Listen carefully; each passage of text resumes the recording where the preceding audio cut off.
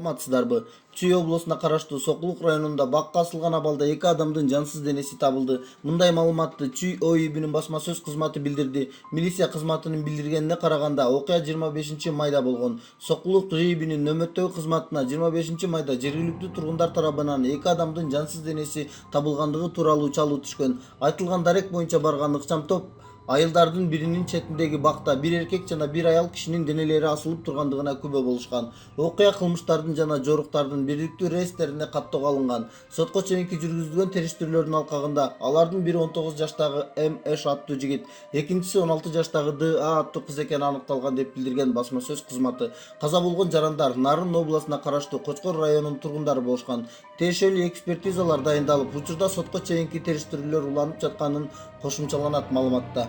Мынакей тилекке каршы ушундай жагымсыз маалымат. Негизи кээ бир адамдар кичинекей бир проблемалар болсо ушундай асылып алып жеңгенди туура көрөт. Балким бул жерде экөөнүн алоолонгон сүйүүсү. Дагы бир варианты, кызды жигит зордуктап коюп, анан аны асып, анан өзү асылган деген ушундай имиштер таркалып жатат. Бирок анык маалымат чыга элек. Биз сиздерге анык маалыматы чыкканда дагы бардыгын айтып чыгарабыз.